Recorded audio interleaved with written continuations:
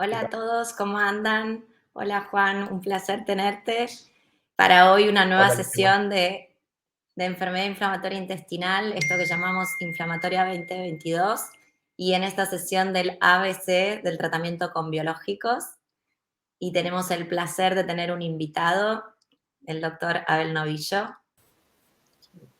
¿Qué tal, Abel? Buen día. Hola, ¿cómo están? Bueno, muchas gracias por participar. Les contamos que el doctor Abel Novillo es médico gastroenterólogo del Sanatorio 9 de Julio de San Miguel de Tucumán, y además es futuro presidente del Grupo Argentino de Enfermedades de Crohn y colitis ulcerosa, GADECU. Así que le damos la bienvenida y le agradecemos mucho que nos vaya a contestar preguntas frecuentes sobre el tratamiento con biológicos, ¿sí? Que una proporción de pacientes con cronicolitis van a tener que estar expuestos en algún momento a este tipo de tratamientos. Bueno, Bueno, muchas gracias. Abel, Nada, queríamos... agradecerle la invitación. Un placer tenerte, Abel, un placer. Yo sí puedo decir que es uno de los médicos referentes que tenemos en la Argentina sobre enfermedad inflamatoria intestinal, así que contar con vos para poder aclarar un poco sobre esto de los medicamentos biológicos que son hoy muy usados en esta enfermedad es un placer enorme para todos nosotros. Ahí, si quieren, arrancamos con la primera pregunta que teníamos preparada para vos. Sí, nos gustaría, Abel, que nos expliques qué es un biológico. Bueno, sí, un tema súper importante obviamente en la actualidad de la enfermedad inflamatoria. A ver, para explicar lo que es un biológico, digamos, uno podría comenzar diciendo que existen dos tipos de medicamentos o de remedios. Los medicamentos habituales, las pastillas, las pequeñas moléculas que se sintetizan y que son las que todos conocemos habitualmente, y otras moléculas más complejas, más grandes, que son producidas biológicamente por alguna célula o por algún ser vivo, o sea, no se generan sintéticamente en un laboratorio, sino que son producidas por una célula. El ejemplo más frecuente para comparar rápidamente es la insulina, digamos. Creo que todos conocemos a aquellos diabéticos que tienen que inyectarse insulina, y ya hablamos de inyectarse insulina y no de tomar insulina, porque esa es una gran diferencia que hay entre un producto biológico como es la insulina que es una hormona que es producida por células endocrinas, digamos, pancreáticas, a diferencia de un medicamento para bajar el azúcar, que es un producto sintético, una pequeña molécula. Entonces, el biológico específicamente habla de eso, de medicamentos que son producidos por células. Pero los biológicos en enfermedad inflamatoria, particularmente, son moléculas que van a atacar de alguna manera el proceso de la inflamación que está teniendo este paciente. Y para eso hay una tecnología mucho más novedosa que la de simplemente recolectar una hormona, como sucede con la insulina, sino que acá hay una estimulación a un grupo de células basada, y esto siempre es bueno recordarlo, en una idea y en un proyecto de César Milstein, un argentino que desde Inglaterra accedió al Nobel básicamente por esta invención, digamos, los anticuerpos monoclonales. Básicamente, y tratando de ser poco técnico, digamos, son una serie de células a las cuales estas células están predestinadas a generar anticuerpos, o sea, su función es generar anticuerpos, y desde afuera la estimulamos con antígenos, es decir, con el estímulo para la producción de ese anticuerpo contra ese antígeno, que es alguno de los mediadores de la inflamación. Entonces, estas células toman la misión de producir infinitamente y eternamente ese mismo, es como que le das una misión y es un soldado súper efectivo y empieza a producir todo el tiempo una molécula que lo que hace es atacar a ese antígeno con lo que le estimulaste. En el caso de la enfermedad inflamatoria, el primer antígeno que se utilizó fue el factor de necrosis tumoral, un mediador en la inflamación que se detectó como importante en la génesis, en la fisiopatogenia de la enfermedad, y entonces se tomaron estas células que se llaman plasmocitos y empezaron a producir anticuerpos contra este factor de necrosis tumoral de manera perpetua.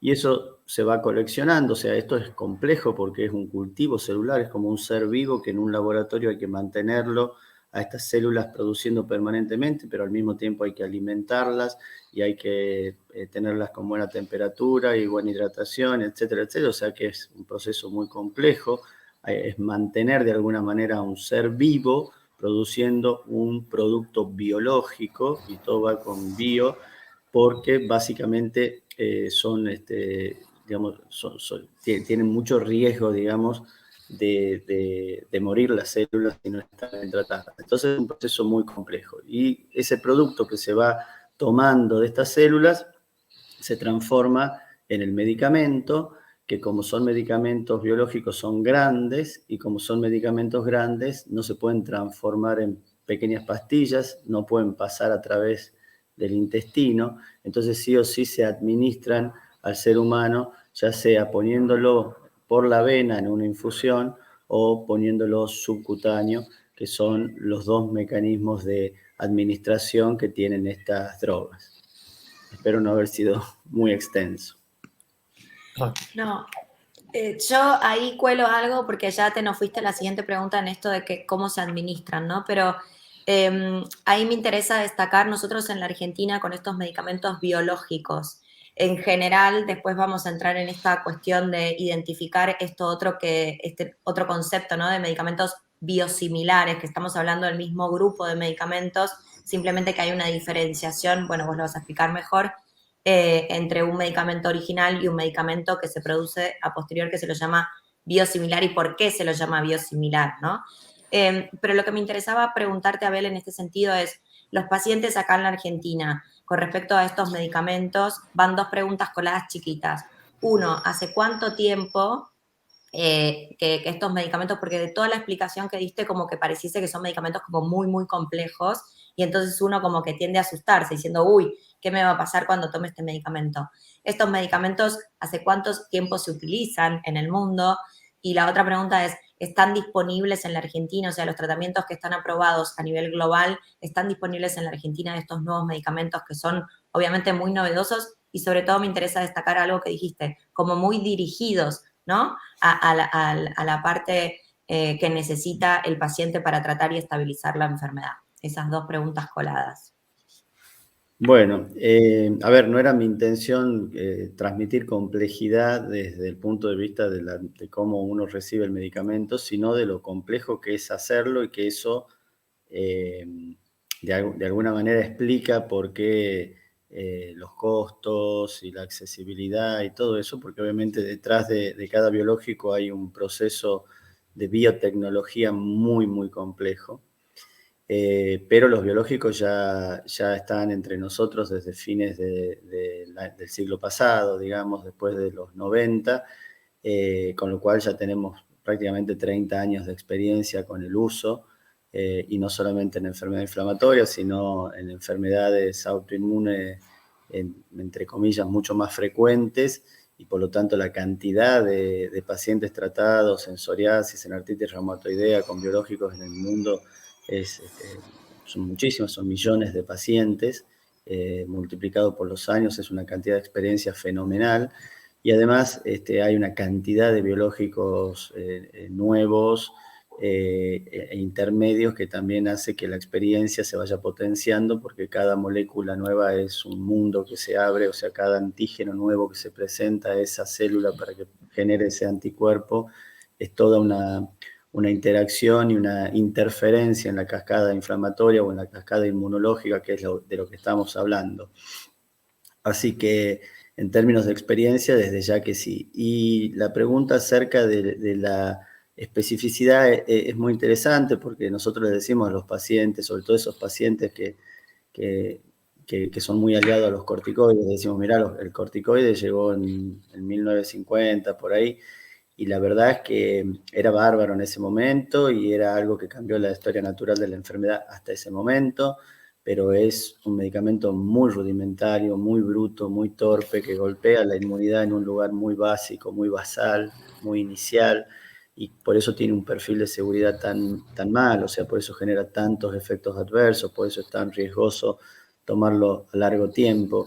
Y a diferencia de esto, que son medicamentos que están buscando, porque esto es una cascada, un dominó de piezas que van cayendo, esto es un poco la inmunidad, entonces el corticoide es como que pega en la ficha 1, entonces todas las líneas se van a caer. En cambio, estas moléculas van a lugares mucho más específicos y van a actuar sobre cosas muy, muy concretas de cada enfermedad y casi de cada paciente, que es hacia donde vamos, ¿no? Esa precisión de selección de medicamento en relación a cada paciente y ya no en general a la enfermedad. Por lo tanto, en términos de seguridad, que sean tan específicos y puntuales, es una ventaja fenomenal que tenemos con los biológicos. Con respecto a lo que vos decías, digamos, de el tratamiento individualizado y demás, o sea, en general, los biológicos, ¿cuán eficaces son? Y por otro lado, esto quiere decir que, digamos, el tener enfermedad de Crohn o colitis ulcerosa es sinónimo de que en algún momento voy a necesitar biológicos o no es así. Bueno, una pregunta que es como que tiene una línea de tiempo, que uno puede, si uno la mira en este momento y después la ve dentro de 10 años, dice, ¿cómo dije eso? ¿No? Porque esto va cambiando, digamos. El biológico va cambiando y el biológico en realidad son un montón de medicamentos. Entonces, hablar del biológico es complejo. Uno puede hablar mucho de la experiencia del Infliximab, de adalimumab y decir, bueno, hablemos de los biológicos hablando de Inflixi o de adalimumab. Pero la verdad que hablar de risankizumab o de guselkumab, no sabemos si lo podemos meter en la misma. Estoy hablando, perdón, porque estoy por ahí, estamos hablando para los pacientes, estamos hablando de los primeros biológicos y de los biológicos que están por salir. Entonces, eso cambia mucho. Entonces, decir todos los pacientes van a requerir, lo más probable es que no. Pero también es cierto que en los últimos años aumentó mucho la brecha de pacientes que requieren biológicos porque los objetivos terapéuticos se hicieron mucho más exigentes y los conceptos de cuándo utilizar el biológico se fueron flexibilizando y se fueron haciendo, y el umbral para usarlo se fue haciendo cada vez más bajo, por esto de cambiar la historia natural, por esto de actuar a tiempo, y ya no independientemente de ese paciente como era al comienzo, que no iba con nada y entonces llegaba al biológico. Claro. Ahora sabemos que eso no es así, sabemos que es algo que tenemos una serie de predictores por ahí que no están graves, pero que tienen una proyección o un pronóstico de empeoramiento. Podemos empezar a indicarlos mucho más precozmente.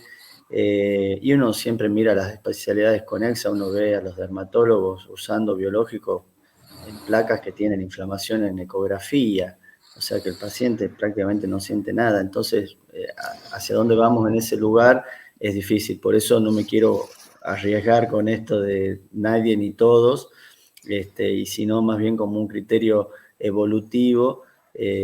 Pero son medicamentos que llegaron para quedarse, son medicamentos que modifican la historia natural de la enfermedad, son medicamentos que se usan cada vez más y no es raro que si tenés colitis ulcerosa, enfermedad de Crohn, sea una muy buena indicación para vos.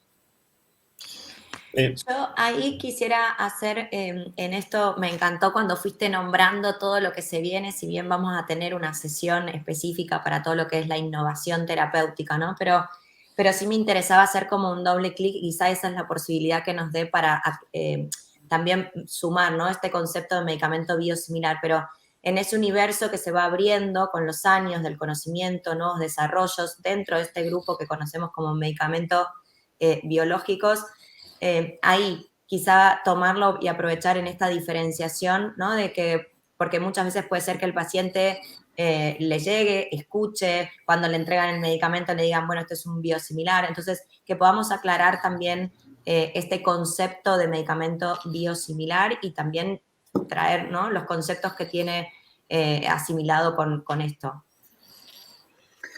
Sí, sí, el biosimilar, digamos, ya está en la práctica diaria recontra instalado, entonces me parece que es súper pertinente sacar las dudas al respecto. Como para poner una comparación fácil, es como el genérico, ¿no? El genérico y el original.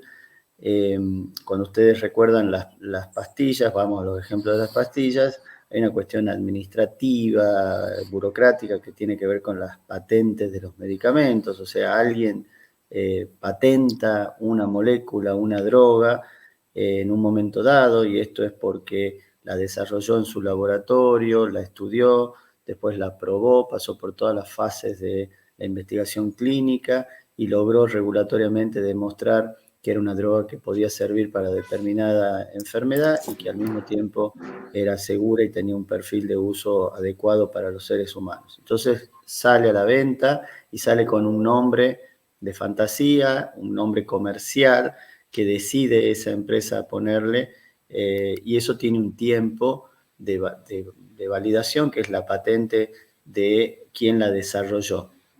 A partir de ahí, los otros laboratorios les parece interesante fabricar esa misma molécula, y una vez que esas patentes caen por una cuestión de mercados y de competitividad y también de precios, bueno, hay un montón de elementos que se meten, y también de acceso, un montón de elementos que se meten en juego para que una molécula no pueda ser eternamente de un solo laboratorio. Entonces eso se libera, y en un momento determinado un mismo medicamento ya tiene varios nombres diferentes de distintos laboratorios que lo producen. Hoy por hoy, si uno ve, no sé, el mismo antibiótico, el mismo antiinflamatorio tiene 20 nombres, el mismo antiácido tiene 20 nombres, y eso es porque hubo un original y después salieron otros a replicarlo. Con los biológicos, esto es mucho más sensible porque el mecanismo de producción del biológico, como habíamos explicado, es una línea celular y es una activación monoclonal de anticuerpos que se van produciendo. Entonces, no cualquiera tiene la capacidad de hacer eso. Entonces, básicamente, cuando una molécula que ya se probó, un anti-TNF específico, humanizado, vamos a poner el ejemplo del adalimumab, otro laboratorio lo quiere producir, genera esa misma línea celular, en realidad no la misma, porque así como los seres humanos somos irrepetibles, y esto también es lo mismo, digamos, cada celulita es única, pero el producto final que produce es prácticamente el mismo. Pero más allá de si sea o no prácticamente el mismo, clínicamente en los ensayos, en los estudios, en la evidencia de la vida real, el medicamento produce el mismo efecto, es igual de eficaz que el biológico original y es tan seguro como el biológico original. Entonces, desde el punto de vista médico, biológico específicamente, son medicamentos que están absolutamente validados y que también vienen a ampliar el espectro de posibilidades terapéuticas que tenemos para nuestros pacientes. Después está el tema administrativo de cuándo se proveen, quién lo provee, quién lo pone. Nosotros desde GADECO, en nuestro posicionamiento ante esto, pedimos que el switch, el cambio de biológico, o sea, aquel paciente que ya está recibiendo un biológico y está con buen resultado y que comenzó con un biológico original, entre comillas, trate de no ser cambiado, y si es cambiado sea consensuado con el médico, y que al mismo tiempo no se generen cambios permanentes, porque eso también tiene un estímulo en la inmunidad contra el medicamento. O sea, así como el medicamento afecta la inmunidad contra la enfermedad, también activa nuestra propia inmunidad contra el medicamento, y eso hace que el medicamento pueda tener menos efecto con el tiempo, y eso se llama inmunogenicidad, y es algo que los biológicos, es una de las debilidades que tienen los biológicos. Estos mecanismos de cambios de de biológico biosimilar y biosimilar de distintas marcas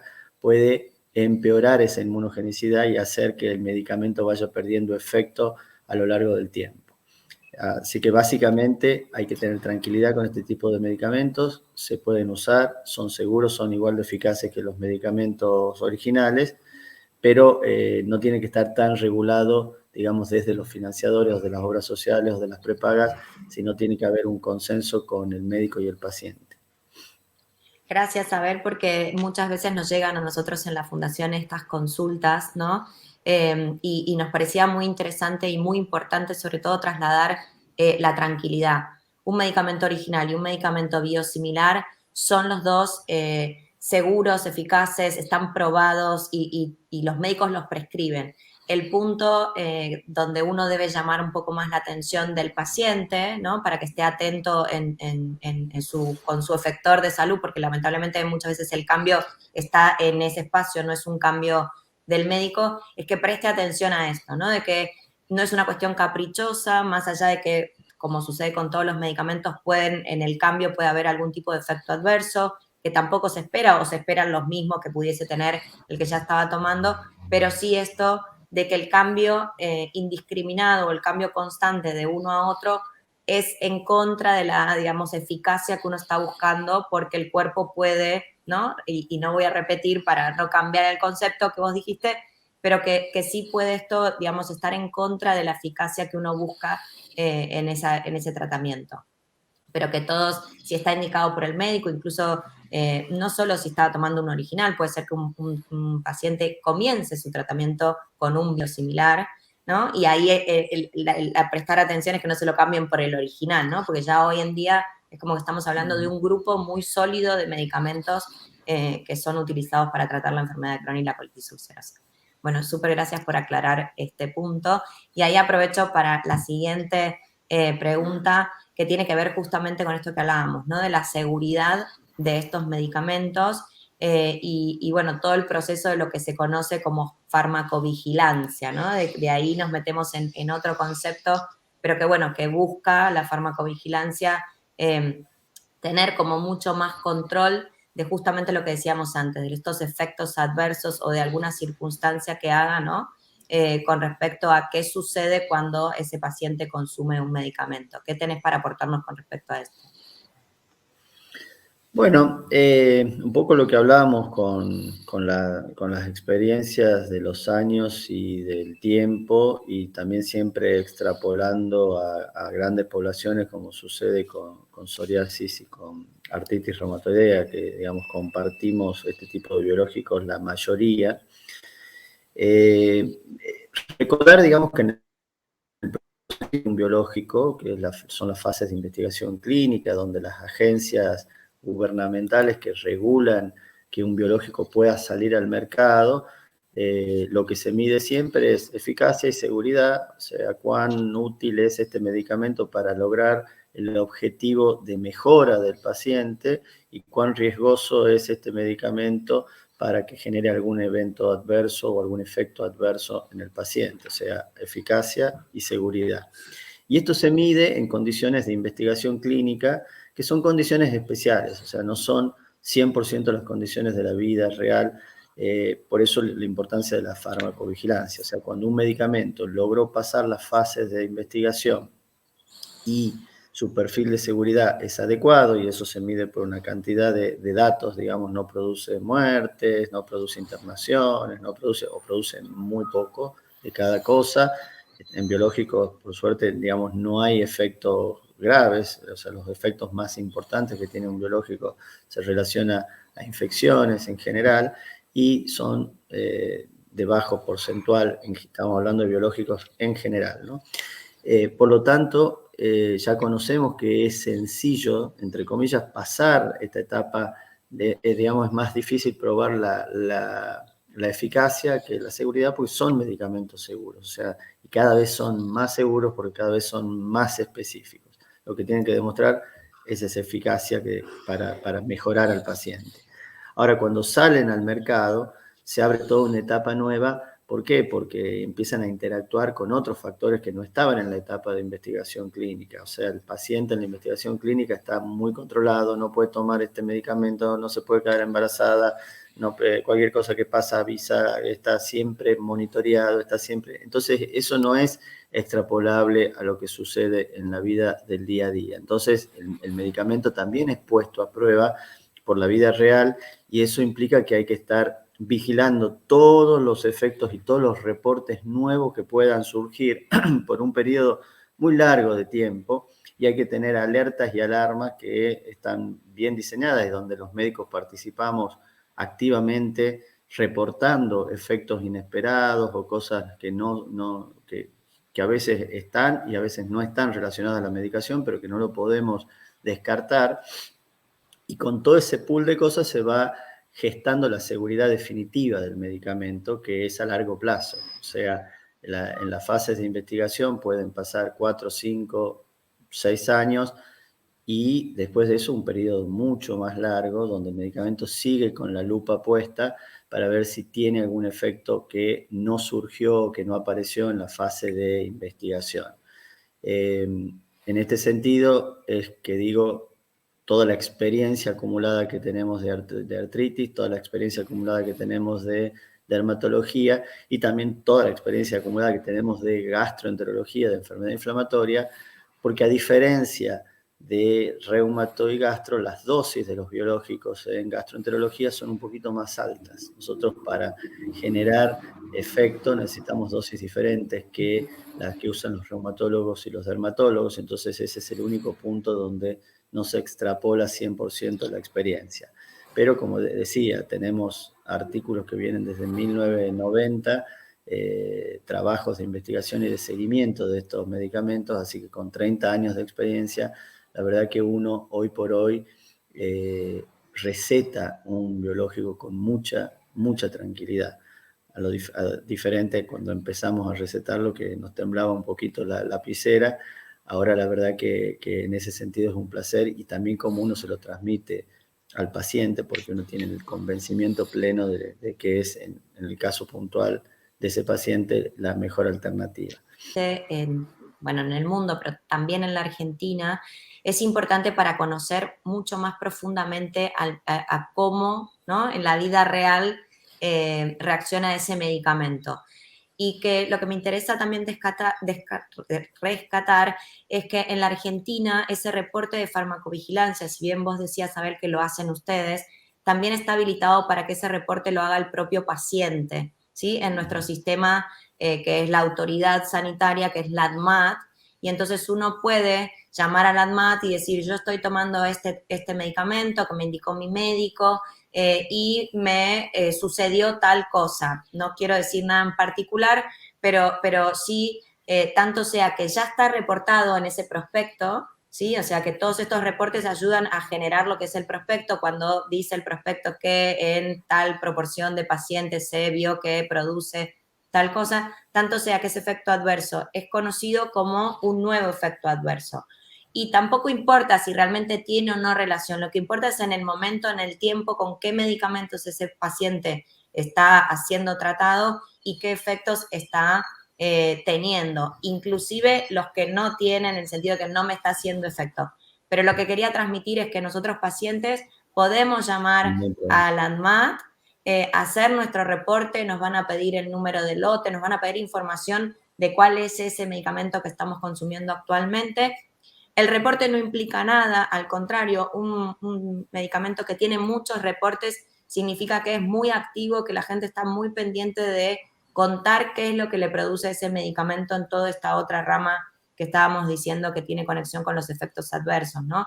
Y eso ayuda al productor, obviamente, a ser más sólido en cuanto a la seguridad y obviamente a ustedes, los médicos, también les brinda como más información, ¿no? Sobre todo si en esa cantidad de reportes surge algo, como vos decías, que no estaba considerado, visto, que no hubiese sucedido porque, bueno, estaba siendo investigado en una población como muy controlada, ¿no?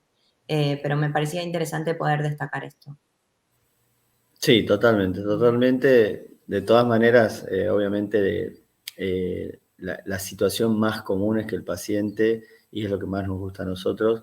Ante la duda y ante la inquietud, hable con su médico rápidamente y generalmente eso está siempre con una intervención médica en el medio por una cuestión de confianza, adherencia con el médico. O sea, siempre la primera pregunta y la primera interacción, no es que debería, pero generalmente así sucede, va vía médico y por eso terminamos siendo los que mayoritariamente vamos a ir a reportar. Pero es totalmente cierto, eso está abierto para cualquier persona que quiera reportar un evento adverso o un efecto adverso.